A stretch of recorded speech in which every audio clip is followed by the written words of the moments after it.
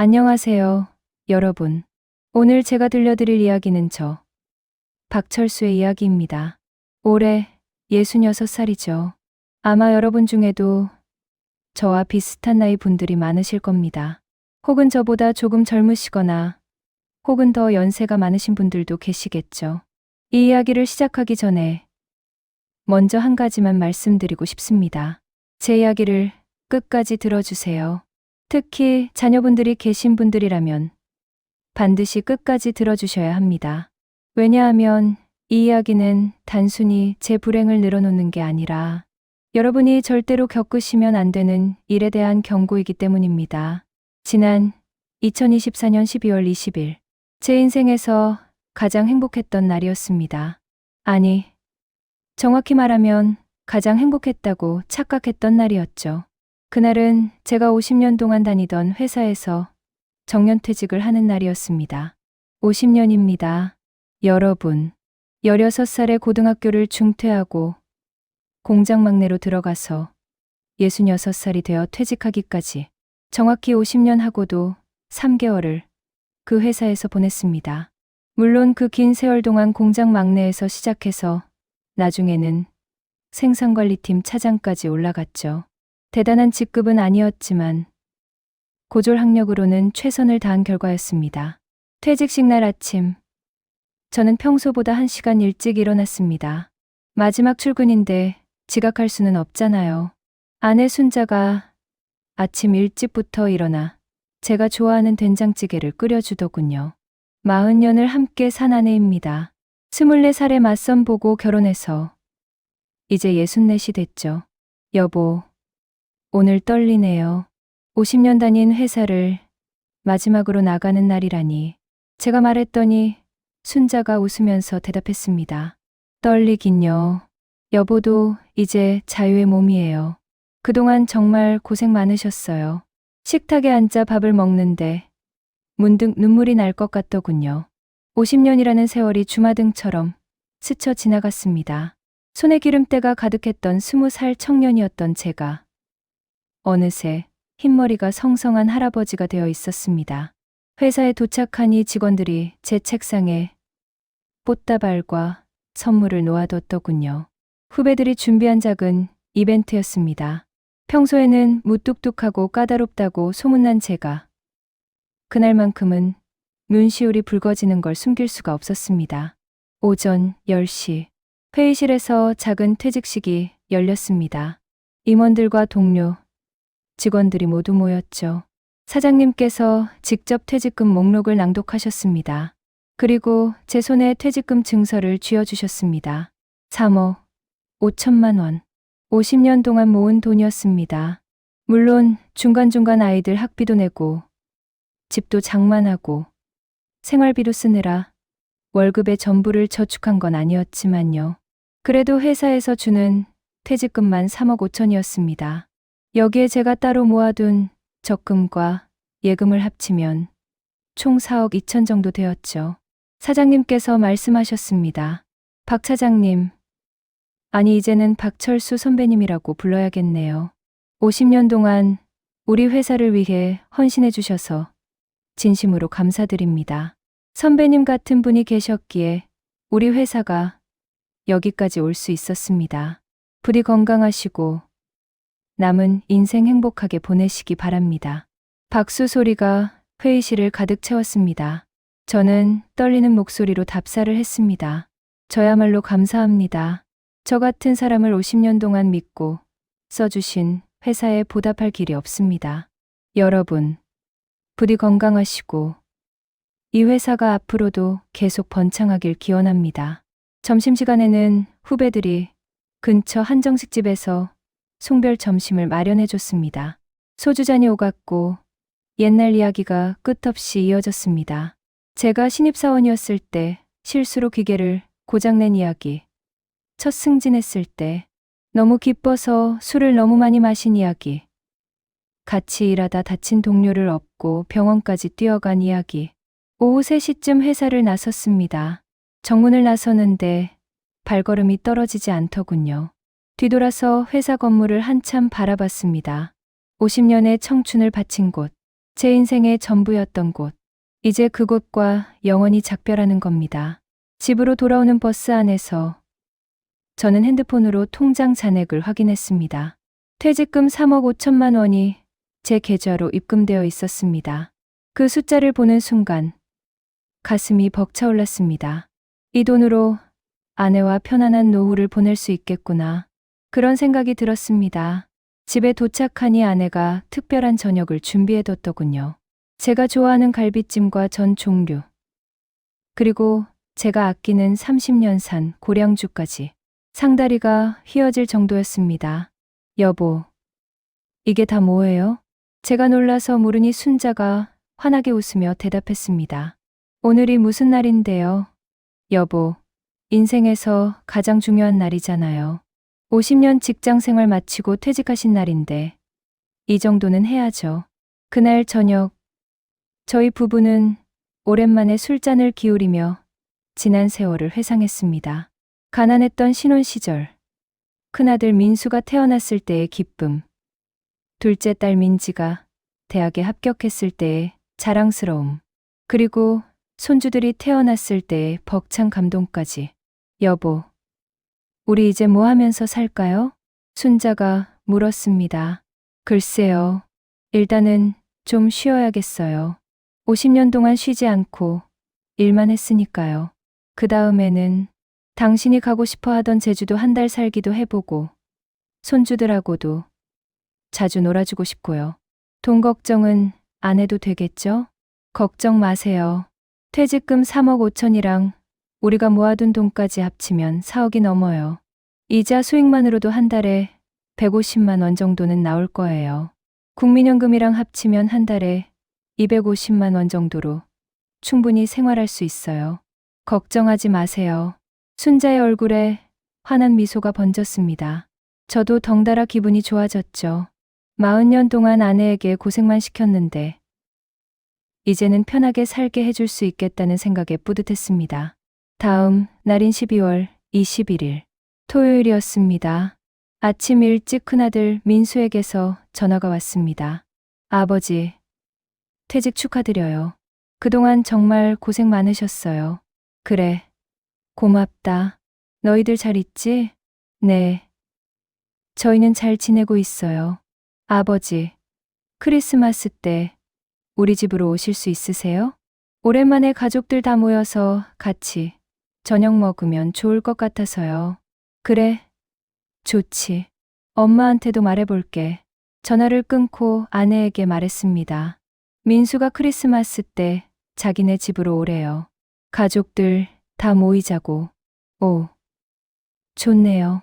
우리 손주들도 보고 민지네도 온대요. 아마 그럴 거야. 다들 모이자고 했으니까. 순자가 벌써부터 들떠서 이것저것 준비할 것들을 중얼거렸습니다. 손주들 줄 선물도 사야 하고 음식 재료도 준비해야 하고. 보기 좋더군요. 크리스마스까지는 나흘이 남았습니다. 그 나흘 동안 저는 정말 행복했습니다. 아침에 늦잠도 자보고 낮에는 동네 정자에서 동년배 친구들과 화투도 치고 저녁에는 아내와 산책도 하고 50년 만에 처음 누리는 자유였습니다. 12월 24일 크리스마스 이브 저와 아내는 오후 5시쯤 민수네 집에 도착했습니다. 민수는 서울 강서구에 있는 32평 아파트에 살고 있었습니다. 5년 전에 장만한 집이죠. 물론 그때 전세금 1억 5천만 원은 제가 보태줬습니다. 초인종을 누르니 6살 손주 지훈이가 문을 열어줬습니다. 할아버지, 할머니, 지훈이가 와락 안기더군요. 정말 사랑스러웠습니다. 우리 지훈이 잘 있었어? 네. 할아버지 선물 사오셨어요? 하하. 그럼 할아버지가 손주 선물을 안 사왔겠니? 거실로 들어가니 민수와 며느리 유진이가 맞아줬습니다. 그리고 작은 딸 민지네 가족도 와 있더군요. 민지 남편 재혁이와 4살 손녀 서연이까지 오랜만에 온 가족이 모인 겁니다.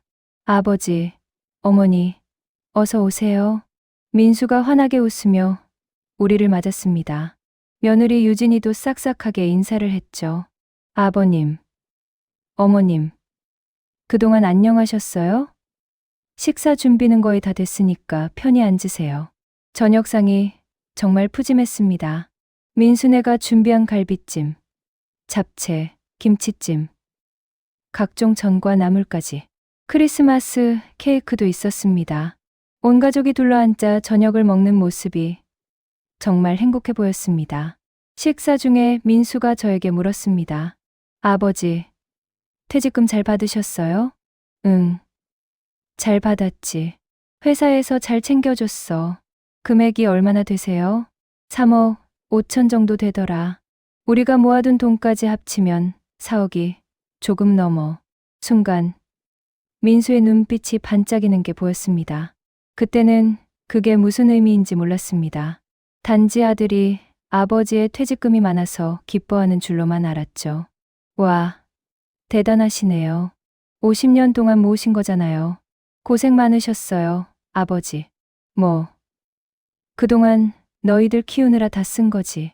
이제 남은 돈으로 엄마랑 편하게 살아야지. 식사가 끝나고 거실에서 차를 마시는데 민수가 조심스럽게 말을 꺼냈습니다. 아버지, 사실 오늘 가족들 모은 이유가 있어요. 순간 분위기가 조금 무거워졌습니다. 민지와 재혁이도 고개를 들어 민수를 바라봤습니다. 무슨 일인데? 제가 물었습니다. 아버지, 저 사실 사업을 하나 시작하려고요. 사업이라는 말에 가슴이 철렁했습니다. 민수는 지금 대기업 계열사에 다니는 직장인입니다. 연봉이 7천만 원 정도 되죠. 안정적인 직장인데 갑자기 사업이라니. 무슨 사업인데? AI 관련 플랫폼 사업이에요. 요즘 AI가 대세잖아요. 제가 회사에서 IT 쪽 일을 하다 보니까 이쪽에 기회가 보이더라고요. 선배 한 명이랑 같이 창업하려고 하는데 초기 투자금이 좀 필요해요. 아내 순자가 불안한 표정으로 물었습니다. 얼마나 필요한데? 일단 3억 정도요. 3억. 딱 제 퇴직금 금액이었습니다. 여기까지입니다. 하지만 제 이야기는 여기서 끝이 아닙니다. 아니, 사실 여기서부터가 진짜 시작이었습니다. 제가 왜 이 영상을 만들게 됐는지, 왜 여러분께 이 이야기를 꼭 들려드려야 한다고 생각했는지, 그 이유를 지금부터 말씀드리겠습니다. 이 영상을 끝까지 보시면 여러분은 절대로 제가 겪은 일을 겪지 않으실 수 있습니다. 그러니 부디 끝까지 봐주세요. 특히 자녀분들이 계신 분들, 퇴직을 앞두신 분들, 그리고 노후 자금을 모으고 계신 분들이라면 반드시 끝까지 들어주셔야 합니다. 지금부터 제가 들려드릴 이야기는 단 3일 만에 제 인생 50년이 어떻게 무너졌는지에 대한 이야기입니다. 민수가 말했습니다. 3억이 필요하다고. 저는 잠시 말문이 막혔습니다. 옆에 앉은 아내 순자도 굳은 표정으로 민수를 바라보고 있었죠. 3억이라니, 그게 무슨 소리니? 제가 조심스럽게 물었습니다. 민수는 노트북을 꺼내더니 화면을 저에게 보여줬습니다. 뭔가 그래프와 숫자들이 가득한 자료였습니다. 솔직히 저는 그런 걸 잘 이해하지 못합니다. 50년 동안 공장에서 일했던 사람인데 AI니 플랫폼이니 하는 말들이 귀에 잘 들어올 리가 없었죠. 아버지, 여기 좀 보세요. 이게 AI 시장 성장률이에요. 2025년부터 2030년까지 연평균 37%씩 성장할 거라는 전망이 나와 있어요. 지금이 딱 기회예요. 지금 들어가지 않으면 시장을 선점당해요. 민수의 목소리에는 확신이 가득했습니다. 하지만 저는 여전히 이해가 되지 않았습니다. 그래서 그 사업을 하려면 3억이 필요하다는 거니? 네. 초기 투자금이에요. 사무실 임대료, 서버 구축 비용, 개발자 인건비, 마케팅 비용까지 다 합치면 3억 정도 필요해요. 물론 저도 제 돈 5천만 원을 투자할 거예요. 근데 그것만으로는 부족해서요. 순자가 걱정스러운 목소리로 물었습니다. 민수야, 지금 다니는 회사는 어떻게 하려고? 그 좋은 회사 그만두고 사업을 한다고? 어머니, 지금 제 나이가 37이에요. 회사 다니면 정년까지 20년 넘게 남았어요. 근데 그 20년 동안 월급쟁이로 살면 뭐가 남겠어요? 지금 사업 한번 제대로 해서 성공하면 우리 가족도 잘 살고 아버지, 어머니도 편하게 해드릴 수 있어요. 그때 며느리 유진이가 끼어들었습니다. 아버님, 어머님, 사실 저도 처음에는 반대했어요. 안정적인 회사 다니는데 왜 굳이 위험한 사업을 하냐고요. 근데 민수 오빠가 준비한 자료들 보고 사업 계획 긋다 보니까 이게 정말 가능성이 있겠더라고요. 유진이의 목소리가 떨리기 시작했습니다. 아버님, 저희도 지훈이 키우면서 힘들어요. 지훈이 유치원비에 학원비에 한 달에 100만 원 넘게 들어가요. 민수 오빠 월급으로는 빠듯하거든요. 저도 일을 하고 싶은데 지훈이 때문에 못하고 있고 유진이의 눈에서 눈물이 떨어졌습니다. 저는 당황했습니다. 며느리가 우는 모습을 처음 봤거든요. 유진아, 울지 마. 그렇게까지 힘들었니? 순자가 며느리의 손을 잡으며 물었습니다. 네, 사실 저희 집이 전세인 거 아시잖아요. 2년 후면 전세 계약 만료인데 집값이 너무 올라서 갱신이 안 될 것 같아요. 그럼 이사를 가야 하는데 지금 집값으로는 더 작은 집으로 가야 할 것 같아요. 저는 마음이 무거워졌습니다. 5년 전에 전세금 1억 5천을 보탤 때만 해도 이 정도면 충분하다고 생각했는데 집값이 그렇게 많이 올랐다는 말인가요? 민수가 다시 말했습니다. 아버지, 저는 이 사업이 정말 확실하다고 생각해요. 제 회사 선배가 AI 분야에서 15년 경력이 있는 전문가예요. 그 선배가 저한테 같이 하자고 먼저 제안한 거예요. 이미 투자자들한테도 좋은 반응을 얻었고요. 근데 투자자들이 말하길 우리가 먼저 자기 돈을 투자해야 신뢰를 얻을 수 있대요. 그래서 초기 자본금 3억을 먼저 마련해야 해요. 3억을 다 내라는 거니? 빌려달라는 거니? 제가 물었습니다. 투자해 주시는 거예요, 아버지. 이건 그냥 빌리는 게 아니에요. 아버지가 3억을 투자하시면 회사 지분 30%를 드릴게요. 만약에 이 회사가 성공하면 3억이 30억, 아니 100억이 될 수도 있어요. 30억, 100억? 저는 그런 큰 돈은 상상도 해본 적이 없었습니다.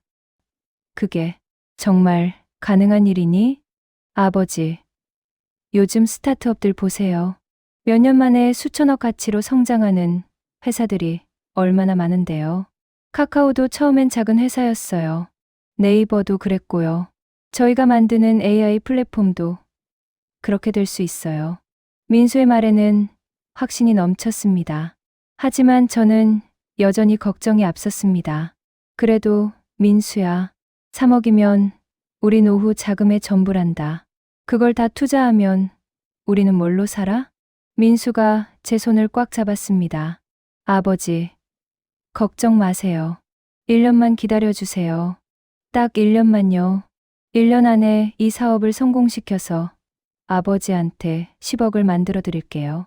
10억이면 이자 수익만으로도 한 달에 300만 원은 나와요. 그럼 아버지, 어머니 노후는 문제 없잖아요. 10억이라는 말에 제 마음이 흔들리기 시작했습니다. 3억이 10억이 된다? 정말 그게 가능하다면 그때 작은 딸 민지가 입을 열었습니다. 아버지, 저는 오빠 사업에 대해서는 잘 모르겠어요. 근데 아버지 퇴직금을 투자하는 건 신중하게 생각하셔야 할 것 같아요. 만약에 사업이 안 되면 어떡하려고요? 민지의 말에 민수가 날카롭게 반응했습니다. 민지야, 넌 항상 그런 식이야. 부정적으로만 생각하잖아. 나는 진심으로 아버지한테 도움드리려고 이 사업 계획을 말씀드리는 건데. 넌 왜 항상 물을 끼얹는 거야? 오빠.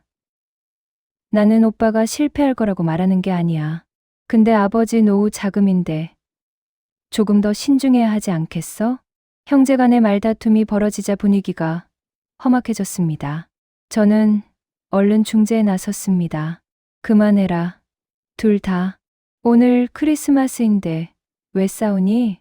민수가 답답한 표정으로 말했습니다.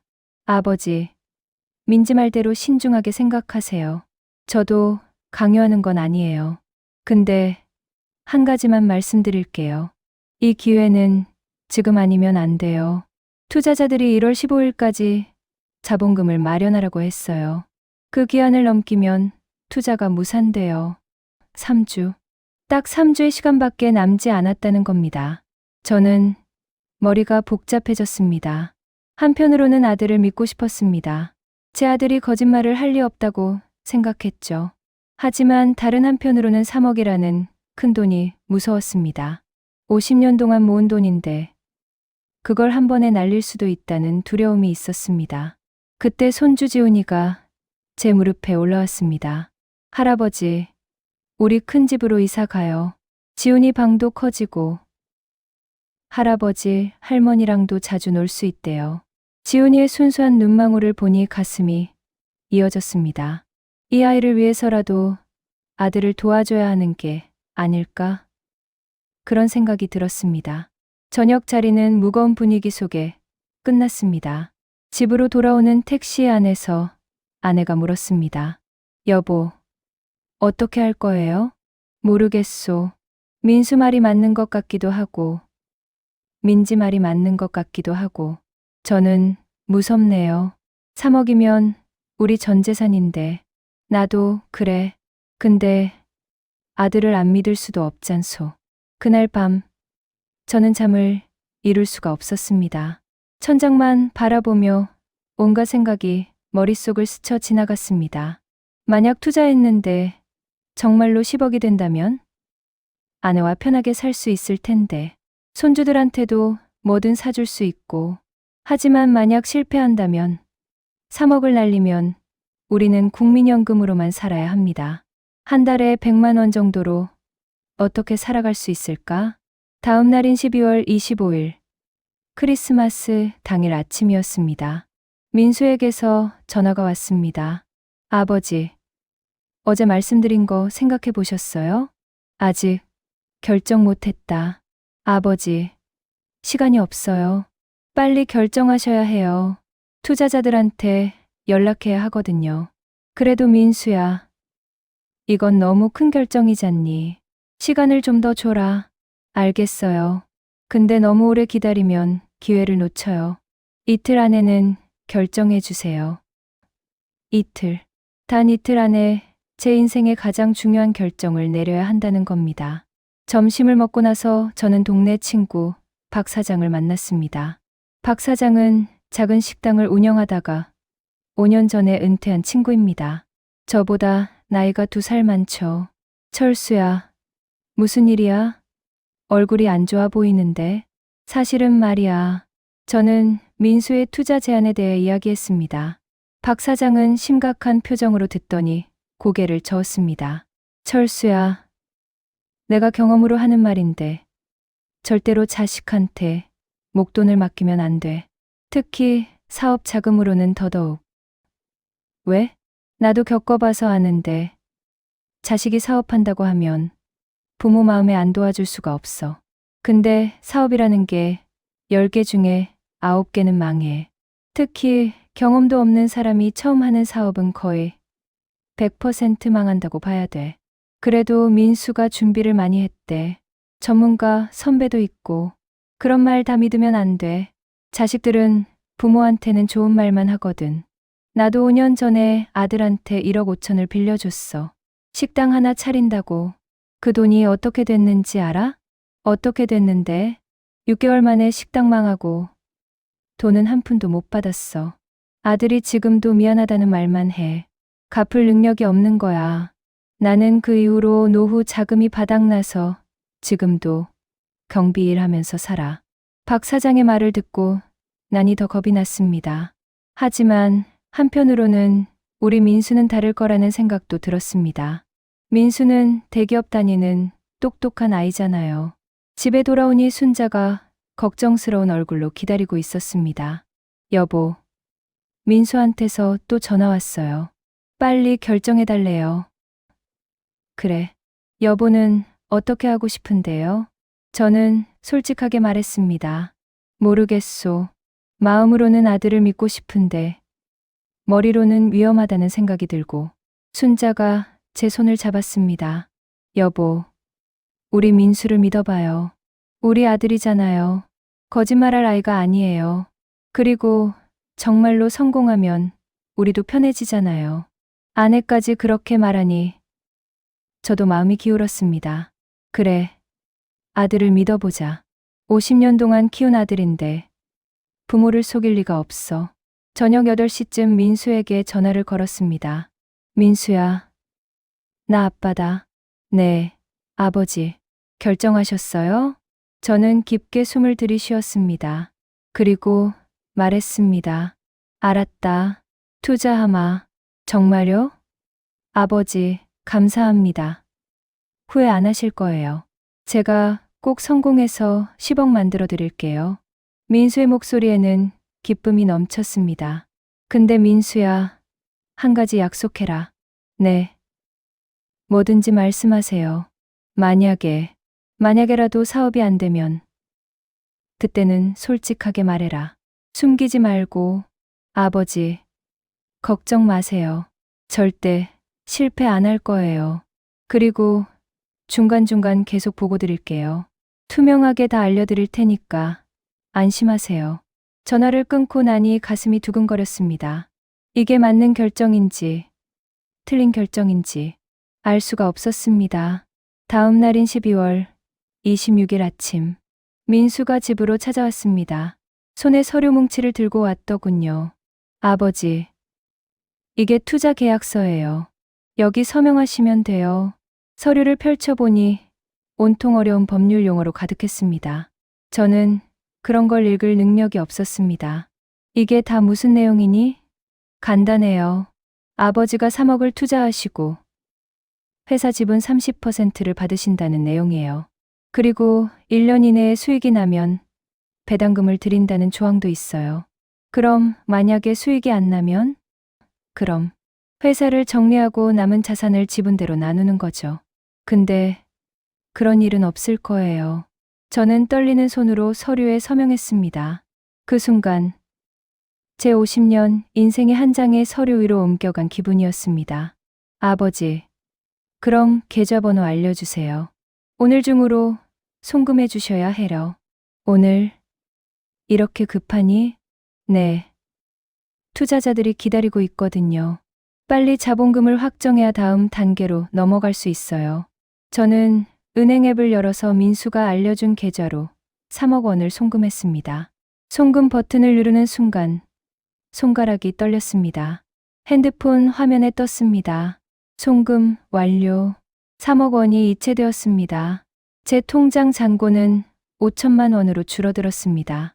50년 동안 모은 돈의 대부분이 단 몇 초 만에 사라진 겁니다. 민수가 환하게 웃으며 말했습니다. 아버지, 정말 감사합니다. 제가 꼭 성공해서 보답할게요. 1년만 기다려주세요. 아버지 인생이 완전히 바뀔 거예요. 민수는 서류를 챙겨서 급하게 나갔습니다. 뭔가 급한 일이 있다고 했죠. 저와 아내는 거실에 멍하니 앉아 있었습니다. 텅 빈 마음, 불안한 마음. 하지만 동시에 한편으로는 기대감도 있었습니다.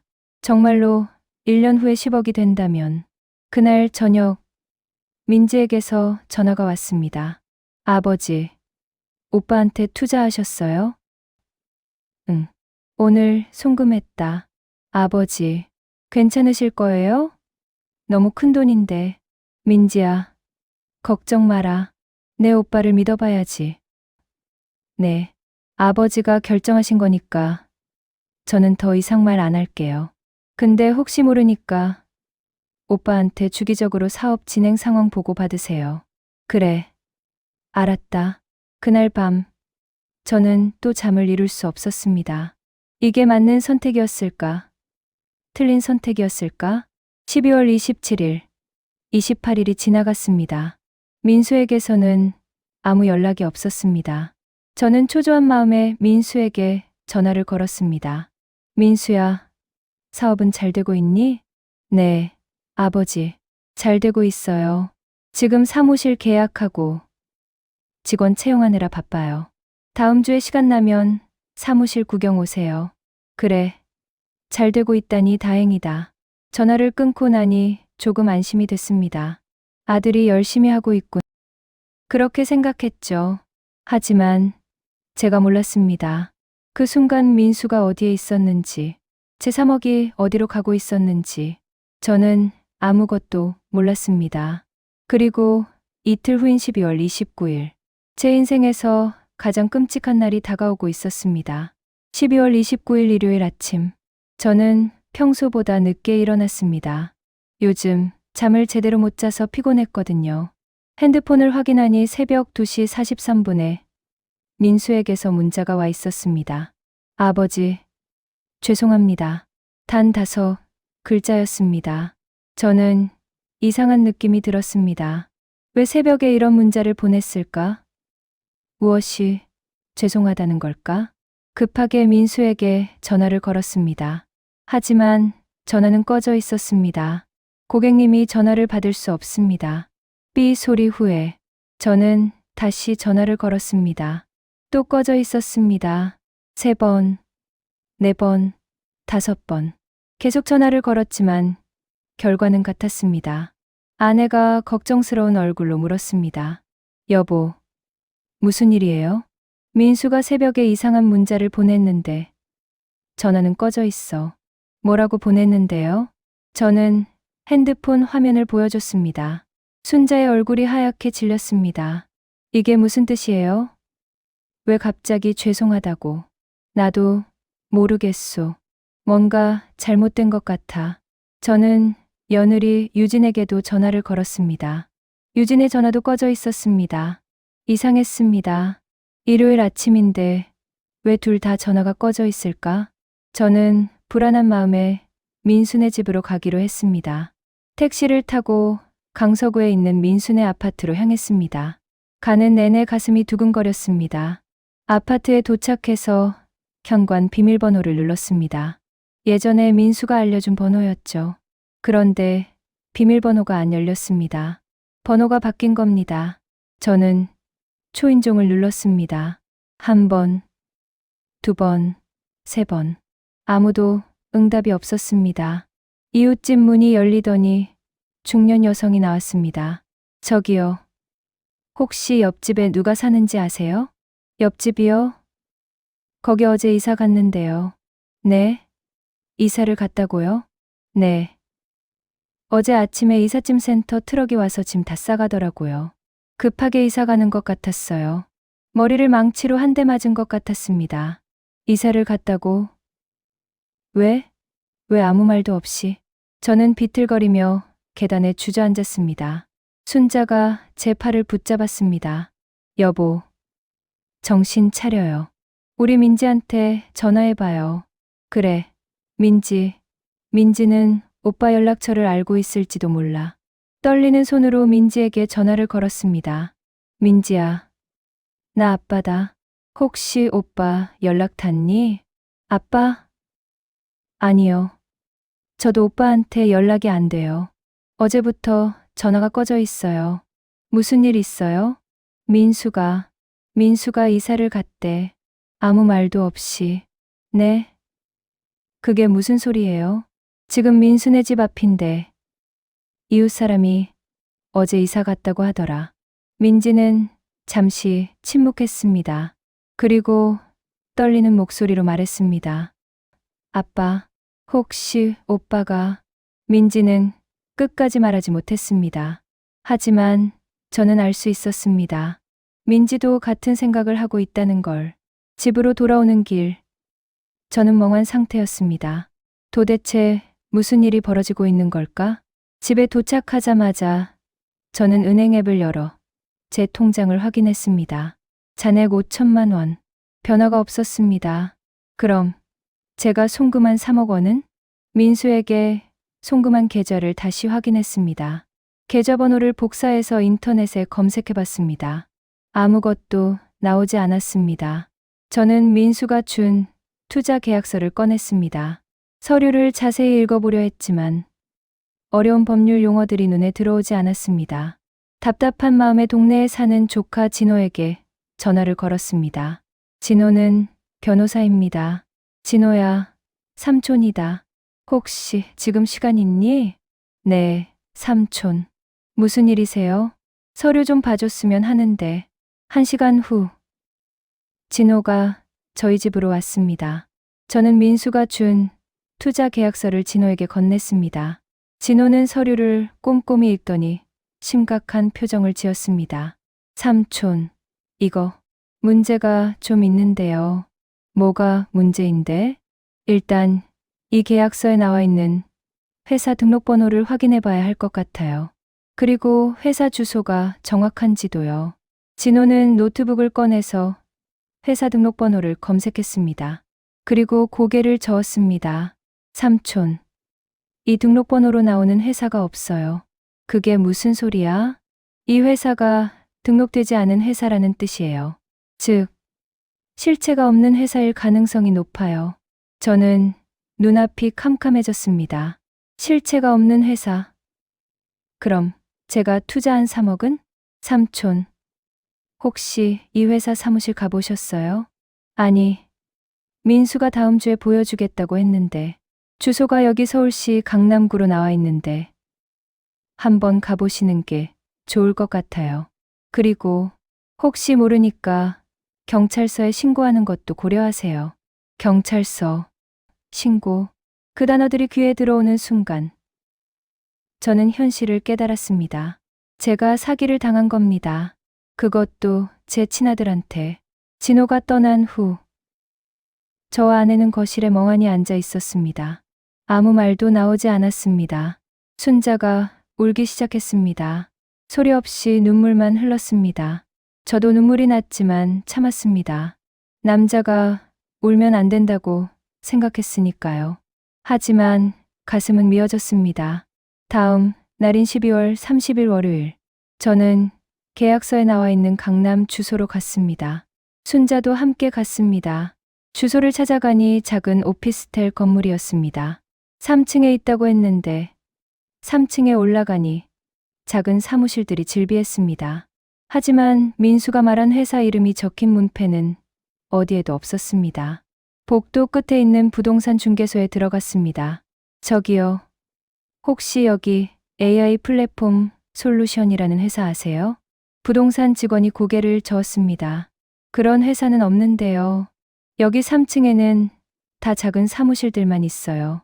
그런 이름 처음 들어봐요. 저는 다리에 힘이 풀려 복도 벤치에 주저앉았습니다. 회사가 없습니다. 애초에 존재하지 않았던 겁니다. 순자가 제 어깨를 감싸 안았습니다. 저는 그제야 참았던 눈물을 흘렸습니다. 66살 노인이 복도 한가운데서 엉엉 울었습니다. 점심때쯤 근처 경찰서로 갔습니다. 민원실에서 상황을 설명했습니다. 아들이 투자 명목으로 3억 원을 가져갔는데 이제 연락이 안 됩니다. 회사도 실체가 없고요. 담당 경찰관이 진지하게 들었습니다. 일단 신고, 접수는 해드릴 수 있습니다. 근데 아드님과의 관계가 두자지간이라는 게 문제예요. 가족 간 금전거래는 사기죄 적용이 애매한 경우가 많거든요. 혹시 녹음이나 문자 같은 증거가 있으세요? 문자는 하나 있어요. 죄송하다고 보낸. 저는 핸드폰을 보여줬습니다. 이것만으로는 부족할 수 있어요. 더 확실한 증거가 필요합니다. 계약서는요? 계약서는 있는데 회사 등록번호가 가짜래요. 그럼 그것도 증거가 될 수 있겠네요. 일단 신고 접수하시고 추가 증거를 더 모으세요. 통화 녹음, 문자 내역, 계좌이체 내역 같은 것들요. 신고를 마치고 경찰서를 나오는데 저는 마치 범죄자가 된 것 같은 기분이었습니다. 제 친아들을 신고하다니 이게 맞는 일일까? 집으로 돌아오는 길에 순자가 말했습니다. 여보, 우리 어떻게 살아요? 3억이 다 날아갔는데. 모르겠소. 정말 모르겠어. 국민연금만으로는 한 달에 100만 원밖에 안 나오잖아요. 집세, 생활비에 어떻게 살아요? 저는 대답할 수 없었습니다. 정말로 모르겠었으니까요.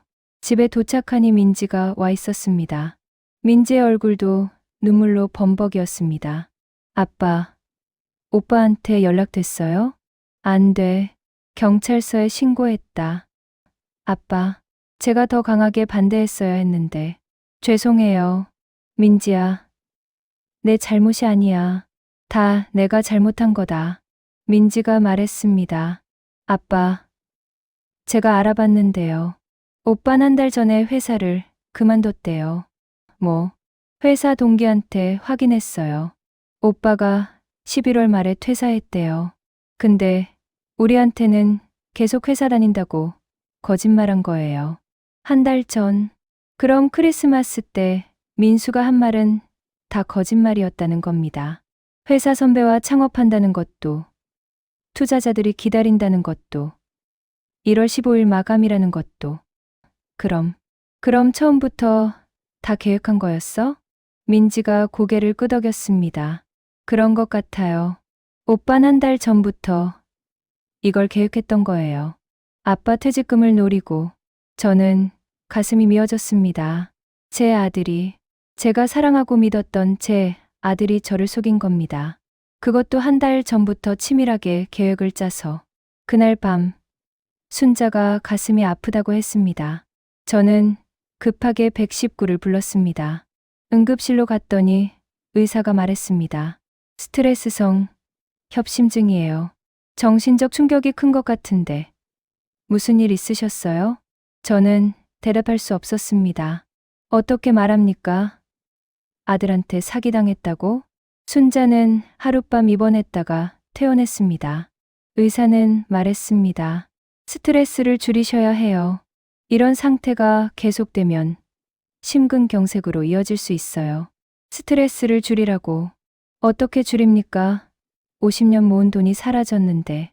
12월 31일, 한 해의 마지막 날이었습니다.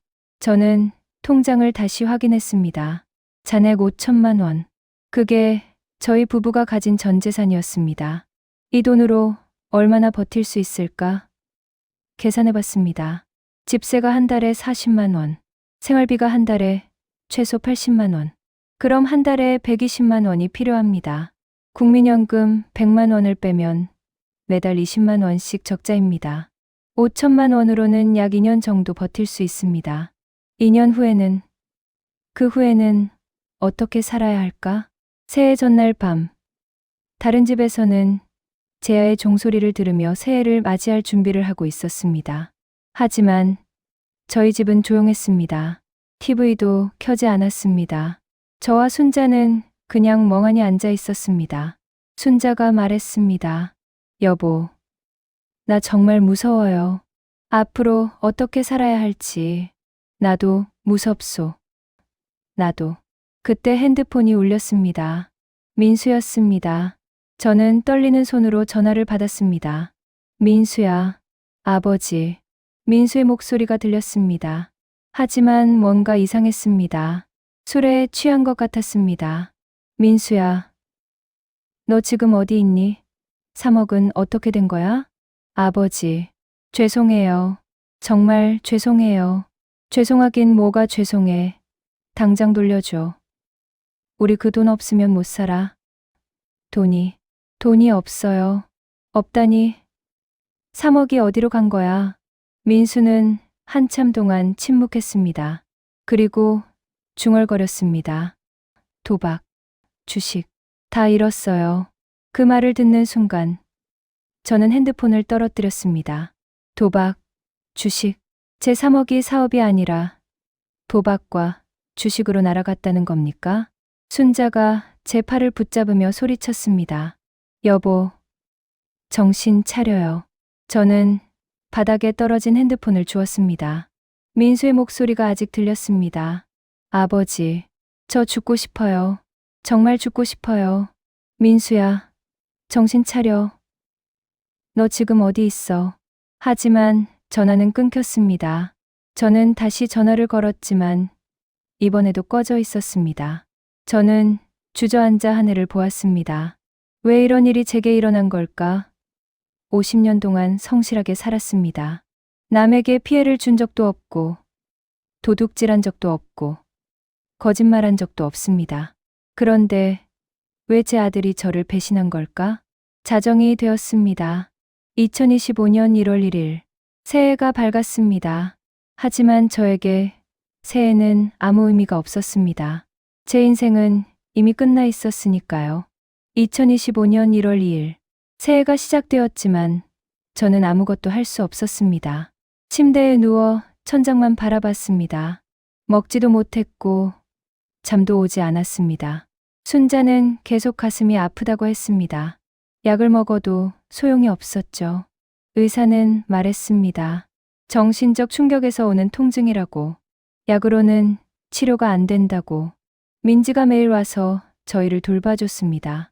밥을 해주고 집안일을 하고 병원에도 데려다 줬습니다. 사위 재혁이도 와서 도와줬죠. 아버님, 제가 아는 사람 중에 사설 탐정이 있어요.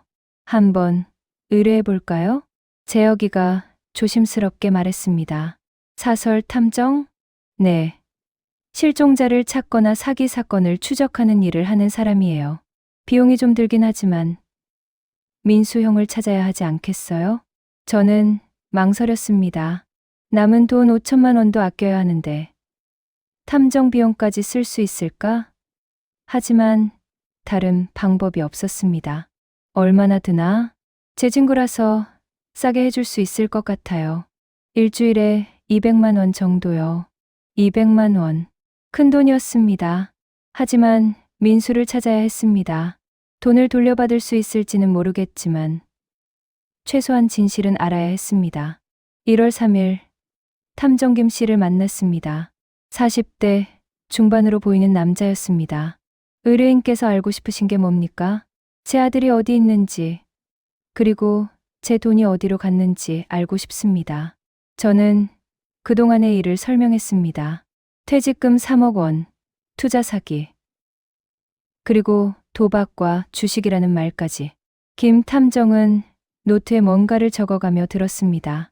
알겠습니다. 일단 아드님의 통신 기록과 금융거래, 내역부터 추적해 보겠습니다. 며느님 연락처도 주시면 도움이 될 것 같습니다. 며느리도 연락이 안 됩니다. 그럼 며느님 쪽 가족은 연락되나요? 저는 생각해 봤습니다. 유진이의 부모님, 그분들에게는 아직 연락을 안 했었습니다. 한번 연락해 보겠습니다. 그날 저녁, 저는 유진이 어머니에게 전화를 걸었습니다. 예전에 민수 결혼식 때 받았던 번호였습니다. 여보세요? 장모님. 저 민수 아버지입니다. 아, 사돈 어르신. 그동안 안녕하셨어요? 장모님. 혹시 유진이 연락 받으셨습니까? 유진이요? 아니요. 저도 연락이 안 돼요. 크리스마스 지나고 연락이 끊겼어요. 무슨 일 있어요? 저는 사실을 말씀드렸습니다. 민수가 사라졌다는 것, 3억 원이 사라졌다는 것. 전화기 너머로 충격받은 소리가 들렸습니다. 네. 그게 무슨 소리예요? 우리 유진이도 연락이 안 되는데. 장모님, 유진이도 같이 사라진 것 같습니다. 혹시 유진이 친정에 온 적 없습니까? 없어요. 아직 안 왔어요. 아이고, 우리 손주는 어떡하고. 장모님도 지훈이를 걱정하고 계셨습니다. 그럼 지훈이는 지금 어디 있을까? 1월 5일, 김 탐정에게서 전화가 왔습니다. 의뢰인님, 좀 찾았습니다. 만나서 말씀드리겠습니다. 저는 급하게 탐정 사무소로 갔습니다. 김 탐정은 서류 뭉치를 꺼내며 설명하기 시작했습니다. 먼저 아드님의 금융거래 내역을 확인했습니다. 12월 26일에 의뢰인님께서 송금하신 3억 원이 아드님 계좌로 들어왔죠. 그런데 그날 바로 여러 곳으로 나눠서 출금되었습니다. 어디로 나갔습니까? 1억 5천만 원은 사채업자에게 갔습니다. 대부업체 3곳이에요. 5천만 원은 불법 도박 사이트 쪽으로 추정되는 계좌로 갔고요. 나머지 1억은 주식 계좌로 들어갔습니다. 저는 숨이 막혔습니다. 제 돈이 사채업자와 도박 사이트로 간 겁니다. 그럼 주식 계좌에 있는 1억은? 김 탐정이 고개를 저었습니다. 이틀 만에 다 날렸습니다. 레버리지를 극단적으로 높여서 고위험 주식에 투자했는데 전부 손실이 났어요. 12월 29일에 계좌 잔액이 0원이 되었습니다. 그럼 3억이 다 사라진 겁니까? 네. 정확히 말하면 사채업자한테 1억 5천. 나머지는 도박과 주식으로 날렸습니다. 저는 의자에 주저앉았습니다. 3억이 단 사흘 만에 증발한 겁니다. 민수는 어디 있습니까? 그게 추적이 쉽지 않습니다. 12월 30일 이후로 핸드폰 위치 추적이 안 됩니다. 꺼놓은 것 같아요. 그런데 한 가지 더 알아낸 게 있습니다. 뭡니까? 며느님도 사실은 피해자인 것 같습니다. 네. 김 탐정은 또 다른 서류를 꺼냈습니다. 며느님의 친구 몇 명을 접촉했습니다. 그분들 말로는 며느님이 12월 24일 크리스마스 이브에 아드님과 큰 싸움을 했다고 하더군요. 아드님이 빚을 졌다는 걸 그때 처음 알았다고 합니다. 유진이가 몰랐다고요? 네. 아드님이 숨겨왔던 거죠. 며느님은 남편이 사업한다는 줄 알았대요. 그날 밤 싸움 끝에 며느님이 친정으로 돌아갔고 아드님은 그 후로 혼자 행동한 것으로 보입니다. 저는 충격을 받았습니다. 유진이도 몰랐다고? 그럼 크리스마스 이브 때 유진이가 흘린 눈물은 진짜였다는 건가요? 그럼 지훈이는? 손자분은 며느님 친정에 있습니다. 며느님이 아이를 데리고 친정으로 간 거예요. 며느님도 지금 충격받아서 집에만 있다고 하더군요. 저는 복잡한 심경이었습니다. 유진이를 미워했는데 유진이도 피해자였다니. 그리고 한 가지 더 중요한 걸 알아냈습니다. 김 탐정의 표정이 심각해졌습니다. 아드님의 도박 빚이 1억 5천이 아니에요. 네. 그럼 얼마인데요? 총 5억입니다. 5억. 네. 1억 5천은 사채업자한테 갚았지만 아직 3억 5천이 더 남아있어요. 불법 도박 사이트 쪽 빚이 2억. 그리고 개인 사채가 1억 5천이에요. 저는 현기증이 났습니다. 5억? 민수가 5억이나 빚을 졌다고? 도박을 언제부터 한 겁니까? 정확히는 모르겠지만 통장 거래 예역을 보면 최소 2년 전부터입니다. 처음에는 작은 돈으로 시작했는데 점점 금액이 커졌어요. 작년부터는 거의 매일 도박 사이트에 돈을 입금한 흔적이 있습니다. 2년. 민수가 2년 동안 도박을 했다는 겁니다. 저는 전혀 몰랐습니다. 회사는 왜 그만둔 겁니까? 그것도 도박 때문인 것 같습니다. 회사 동료들 말로는 아드님이 작년 하반기부터 자주 결근하고 업무에 집중을 못했대요. 결국 11월에 권고사직을 받은 거죠. 권고사직. 그럼 민수가 자진 퇴사한 게 아니라 쫓겨난 겁니다. 저는 모든 게 무너지는 느낌이었습니다. 제가 알던 민수는 존재하지 않았습니다. 성실한 직장인, 좋은 아버지, 효자. 그 모든 게 거짓이었습니다. 더 있습니까? 사채업자들이 아드님을 찾고 있습니다. 그리고 의뢰인님 주소도 알고 있어요. 네. 아드님이 빚을 질 때 보증인을 세우지 않았지만 가족 연락처는 제공한 것 같아요.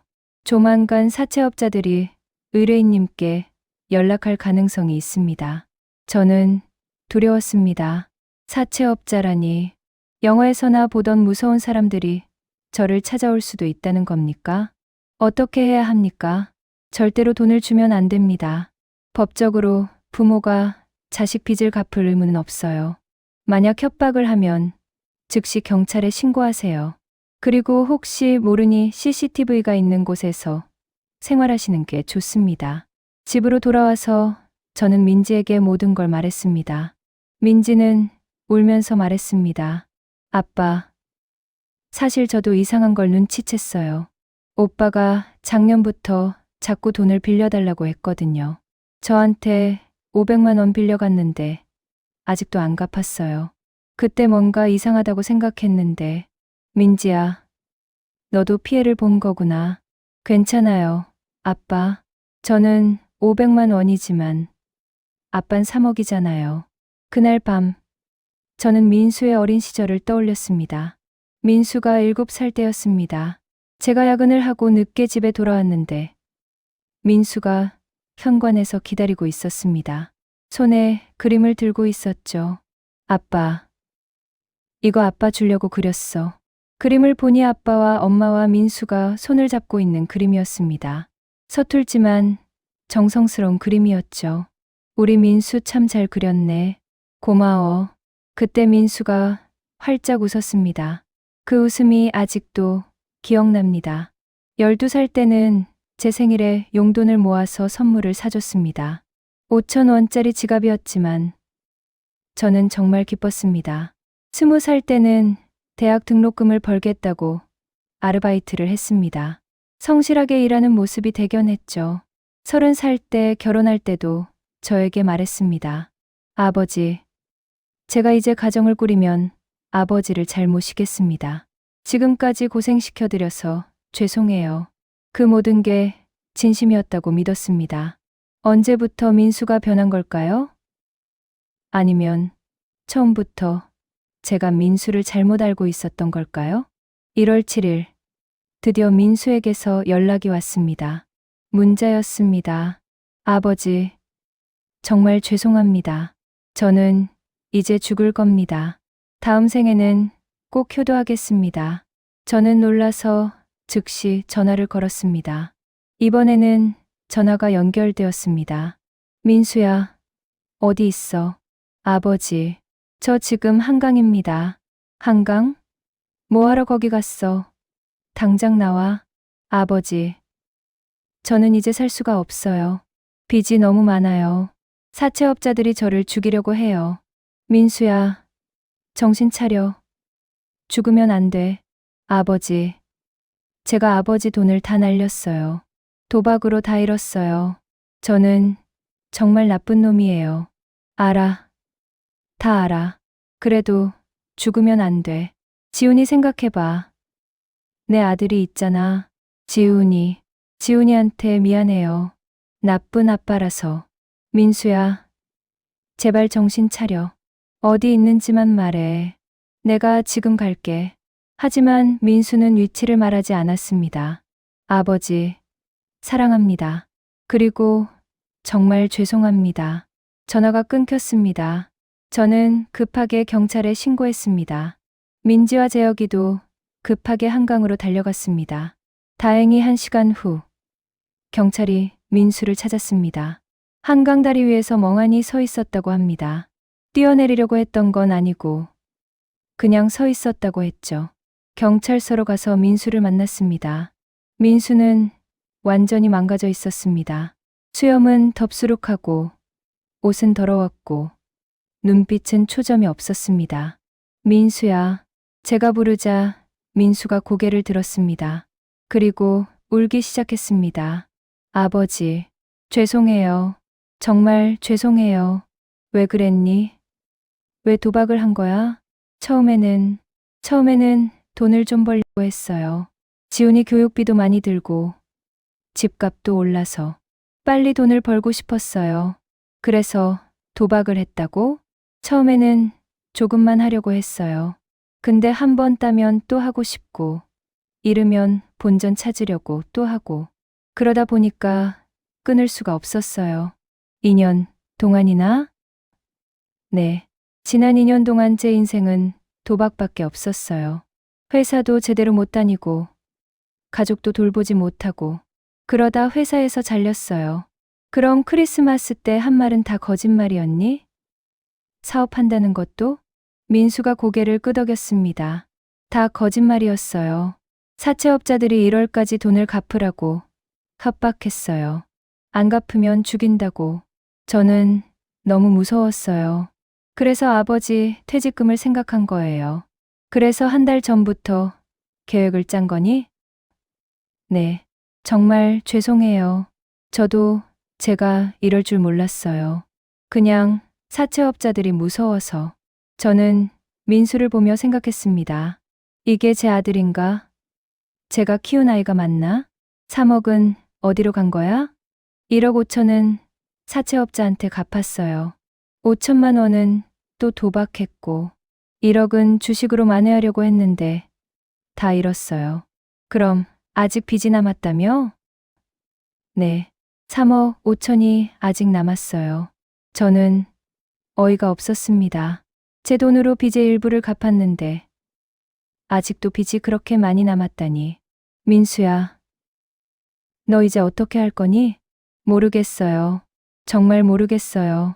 민수는 계속 울었습니다. 저도 울고 싶었지만 참았습니다. 경찰이 말했습니다. 일단 자살 시도가 있었으니 정신병원에 입원시키는 게 좋겠습니다. 민수는 그날 정신병원에 입원했습니다. 입원비는 제가 냈습니다. 남은 돈에서 또 100만 원이 나갔습니다. 집으로 돌아오는 길, 저는 생각했습니다. 이제 어떻게 해야 할까? 민수를 용서해야 할까? 아니면 고소해야 할까? 하지만 어떤 선택을 하든 제 3억은 돌아오지 않을 겁니다. 그건 확실했습니다. 1월 10일, 저는 변호사 사무실에 앉아 있었습니다. 조카 진호가 소개해준 형사 전문 변호사였습니다. 박철수 씨, 사건 내용은 다 들었습니다. 결론부터 말씀드리면 고소는 가능합니다. 정말입니까? 네. 사기죄로 고소할 수 있어요. 투자 명목으로 돈을 받았지만 실제로는 도박과 주식에 사용했으니 이건 명백한 사기죠. 계약서에 허위 사실이 기재되어 있고 회사도 실체가 없었으니 입증도 가능합니다. 저는 잠시 망설였습니다. 근데 제 아들인데요.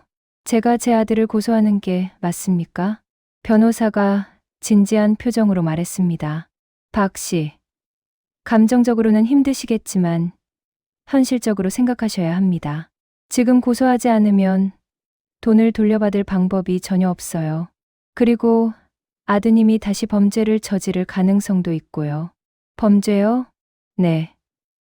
도박 중독자들은 재발률이 매우 높습니다. 지금 정신병원에 입원해 있다지만 퇴원하면 또 도박을 할 가능성이 큽니다. 그럼 또 다른 사람들에게 피해를 줄 수 있어요. 법적 처벌을 받는 게 본인을 위해서도 나을 수 있습니다. 저는 고민에 빠졌습니다. 제 아들을 감옥에 보내야 한다는 건가요? 고소하면 형량이 어느 정도 나옵니까? 사기 금액이 3억이니까 보통 3년에서 5년 정도 실형이 나올 겁니다. 다만 피해자가 부친이고 도박 중독이라는 정신적 문제가 있었다는 점에서 다소 감형될 수는 있어요. 3년에서 5년. 민수가 감옥에서 그렇게 오래 있어야 한다니. 생각해보고 연락드리겠습니다. 변호사 사무실을 나와서 집으로 돌아왔습니다. 순자가 소파에 앉아서 약을 먹고 있었습니다. 요즘 순자는 하루에 3번 심장약을 먹어야 했습니다. 여보, 변호사가 뭐래요? 고소할 수 있대요. 사기죄로. 순자는 한참 동안 말이 없었습니다. 그리고 조용히 물었습니다. 여보는 어떻게 하고 싶은데요? 모르겠소. 정말 모르겠어. 저도요. 민수가 미운 건 맞는데. 그래도 제가 낳은 아들인데 감옥에 보내려니. 순자의 눈에서 눈물이 흘렀습니다. 저도 가슴이 미어졌습니다. 그날 밤 민지가 집에 왔습니다. 손에 봉투를 들고 있었습니다. 아빠, 이거 받으세요. 이게 뭐니? 1,000만 원이에요. 제가 모은 돈이랑 재혁이가 보태준 거예요. 민지야, 이건 받을 수 없어. 아빠, 받으세요. 아빠, 지금 돈 없잖아요. 이거라도 보태서 쓰세요. 저는 눈물이 났습니다. 딸이 고마웠습니다. 민지야, 고맙다. 정말 고마워. 민지가 제 손을 잡았습니다. 아빠, 오빠 고소할 거예요? 모르겠다. 아빠가 결정하세요. 제가 뭐라고 할 수 없는 문제예요. 아빠가 피해자니까요. 민지야, 너는 오빠를 용서할 수 있니? 민지는 잠시 생각하더니 대답했습니다. 솔직히 모르겠어요. 오빠가 미운 건 맞는데 그래도 오빠잖아요. 어렸을 때 저 많이 돌봐줬어요. 제가 학교에서 괴롭힘 당할 때 오빠가 지켜줬고 제가 대학 입시 때 힘들 때도 오빠가 응원해줬어요. 그 오빠가 갑자기 이렇게 변했다는 게 믿기지 않아요. 저도 같은 생각이었습니다. 제가 알던 민수는 착한 아이였습니다. 언제부터 이렇게 변한 걸까요? 1월 12일, 저는 정신병원에 민수를 면회 갔습니다. 민수는 환자복을 입고 있었습니다. 얼굴은 많이 헬쑥해졌지만 며칠 전보다는 정신이 돌아온 것 같았습니다. 아버지, 민수야, 몸은 좀 어떠니? 네, 약 먹고 있어요. 의사 선생님이 도박 중독 치료를 해야 한대요. 그래, 치료 잘 받아라. 민수가 고개를 숙였습니다. 아버지, 정말 죄송해요. 아버지한테 어떤 벌을 받아도 할 말이 없어요. 민수야, 너 정말로 뉘우치고 있니? 네, 매일 후회해요. 제가 왜 그랬는지 모르겠어요. 도박할 때는 정신이 없었어요. 돈을 잃으면 꼭 본전을 찾아야 할 것 같고, 따면 더 따고 싶고, 그렇게 2년을 살았어요. 유진이는 정말 몰랐니? 네, 유진이한테는 끝까지 숨겼어요. 회사 다닌다고 거짓말하고, 돈이 필요하면 보너스 받았다고 거짓말하고, 크리스마스 때도 유진이는 정말로 사업한다고 믿었어요. 제가 유진이도 속인 거예요. 지훈이는 어떻게 할 거니? 민수의 얼굴이 일그러졌습니다. 지훈이는 이제 아빠 없이 살아야겠죠. 저 같은 아빠는 없는 게 나아요. 그렇게 무책임하게 말하지 마. 지훈이한테 넌 유일한 아빠야. 근데 아버지, 저는 이제 지훈이 얼굴을 볼 자격이 없어요. 제가 지훈이한테 뭐라고 말해야 해요? 할아버지 돈을 훔쳐서 도박했다고? 저는 할 말이 없었습니다. 민수야, 한 가지만 물어볼게. 만약 내가 너를 용서한다면 너는 다시 도박을 안 할 자신이 있니? 민수는 한참 동안 대답하지 못했습니다. 그리고 떨리는 목소리로 말했습니다. 자신은 없어요. 의사 선생님이 말하길 도박 중독은 평생 관리해야 하는 병이래요. 술도 안 마시고 스트레스도 피하고 계속 상담받아야 한대요. 그래도 재발할 수 있대요. 그 말을 듣는 순간 저는 결심했습니다. 병원을 나와서 변호사에게 전화를 걸었습니다. 변호사님, 저 박철수입니다. 고소하겠습니다. 결정하셨군요. 언제 오실 수 있으세요? 내일 가겠습니다. 전화를 끊고 나니 가슴이 무거웠습니다. 하지만 이게 맞는 선택이라고 생각했습니다. 민수를 위해서도, 그리고 다른 사람들을 위해서도. 집에 와서 순자에게 말했습니다. 고소하기로 했소. 순자는 놀라지 않았습니다. 그냥 고개를 끄덕였습니다. 그게 맞는 것 같아요. 민수를 그냥 두면 또 누군가를 해칠 거예요. 1월 13일, 저는 고소장을 제출했습니다. 그날 밤, 저는 잠을 이룰 수가 없었습니다. 제 손으로 제 아들을 고소했다는 사실이 믿기지 않았습니다. 1월 15일, 유진이가 저희 집에 찾아왔습니다. 지훈이를 데리고 왔습니다. 아버님, 어머님, 정말 죄송합니다. 유진이가 눈물을 흘리며 사죄했습니다. 유진아, 내 잘못이 아니야. 너도 피해자야. 아니에요. 제가 남편을 제대로 살펴봤어야 했는데 민수 오빠가 힘들어하는 걸 눈치채지 못했어요. 지훈이가 저를 올려다봤습니다. 할아버지, 아빠는 어디 갔어요? 그 질문에 저는 대답할 수 없었습니다. 6살 아이한테 뭐라고 말해야 할까요? 유진이가 지훈이를 안으며 말했습니다. 지훈아, 아빠는 지금 아파서 병원에 있어. 언제 나와요? 조금. 오래 걸릴 거야. 지훈이가 말했습니다. 할아버지, 저 큰 집으로 이사 간대요. 아빠가 그랬어요. 근데 왜 안 가요? 그 말에 제 가슴이 찢어졌습니다. 아이는 아무것도 모릅니다. 아빠가 거짓말을 했다는 것도, 할아버지 돈을 훔쳤다는 것도. 지훈아, 그건 나중에 가기로 했어. 아, 그래요? 저는 큰 방 갖고 싶은데. 순수한 아이의 말에 저는 눈물이 났습니다. 유진이가 봉투를 꺼냈습니다. 아버님, 이거 받으세요. 제가 모은 돈이에요. 500만 원밖에 안 되지만. 유진아, 이건 받을 수 없어. 너희도 살아야지. 아니에요. 제가 받아야 해요. 저도 민수 오빠 아내로서 책임이 있어요. 유진아, 넌 피해자야. 이 돈은 가져가서 지훈이 키우는 데 써라. 유진이는 결국 돈을 놓고 갔습니다. 저는 그 돈을 보며 생각했습니다. 모두가 피해자구나. 민수 때문에 온 가족이 무너졌구나. 1월 20일, 검찰에서 연락이 왔습니다. 민수를 기소했다고 합니다. 재판은 3월에 시작될 예정이라고 했습니다. 그 소식을 듣고 순자의 상태가 더 나빠졌습니다. 가슴 통증이 심해져서 응급실에 실려갔습니다. 의사가 말했습니다. 심장이 많이 약해졌어요. 스트레스를 절대로 받으시면 안 됩니다. 이러다가는 큰일 날 수 있어요. 저는 두려웠습니다.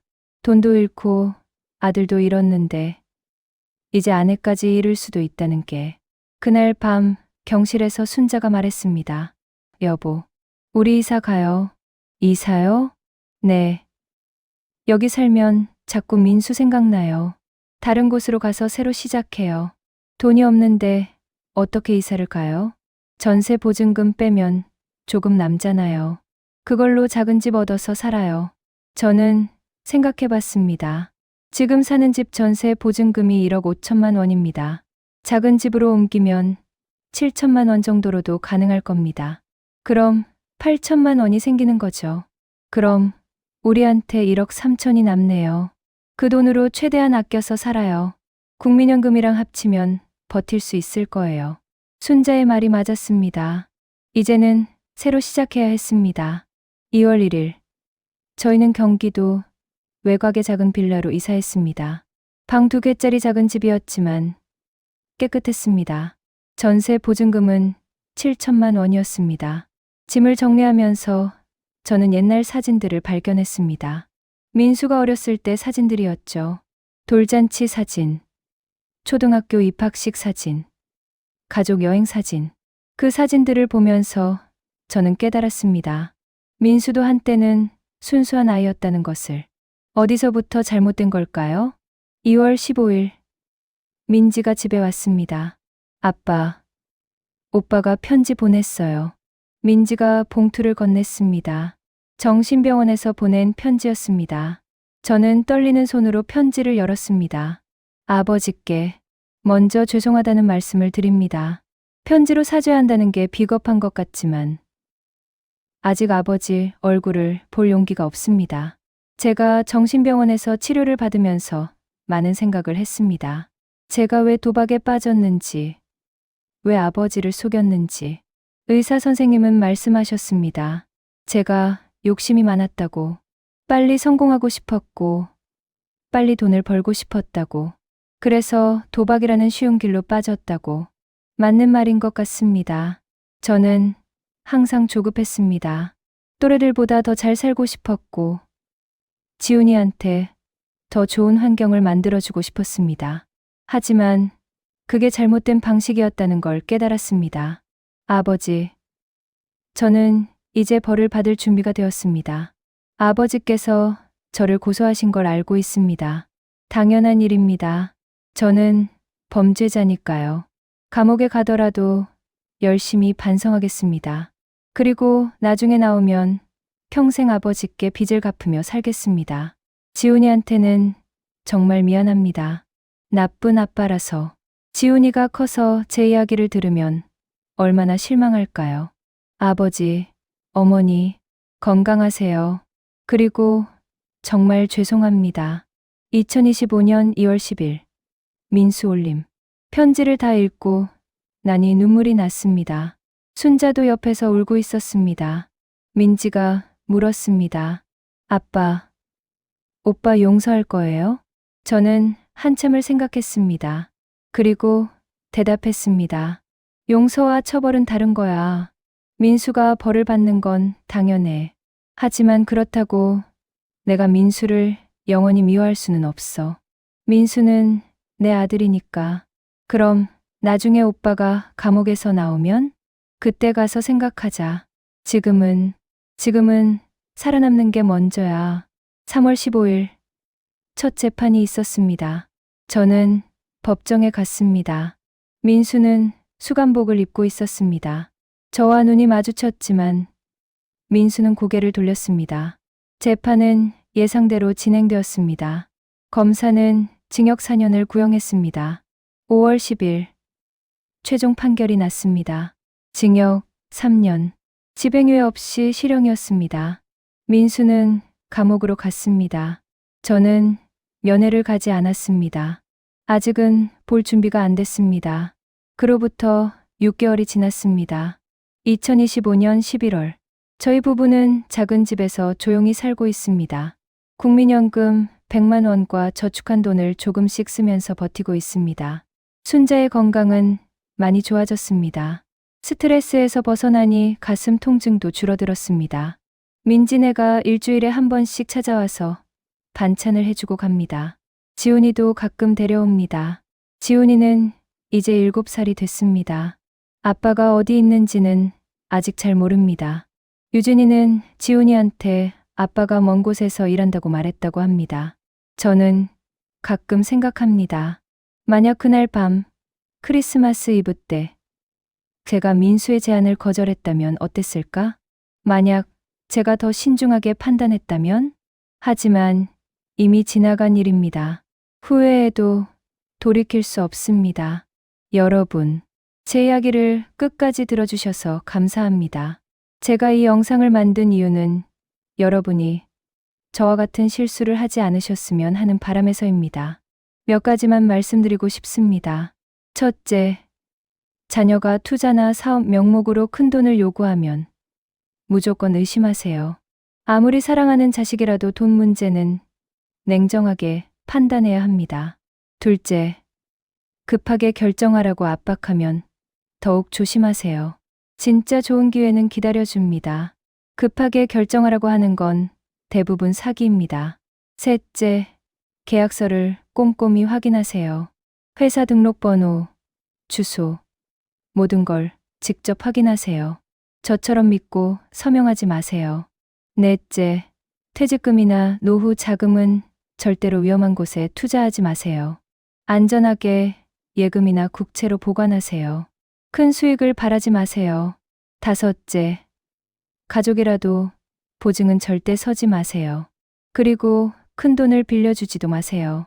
가족이기 때문에 더 조심해야 합니다. 저는 이 모든 걸 지키지 못해서 50년을 날렸습니다.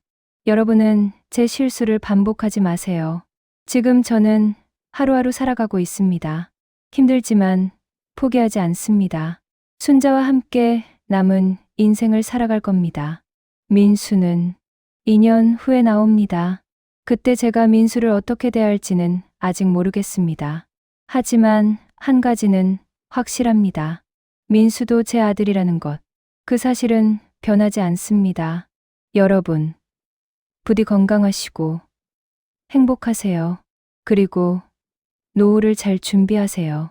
이상 박철수의 이야기였습니다. 여러분이 이 영상을 보시고 조금이라도 도움이 되셨다면 구독과 좋아요 부탁드립니다.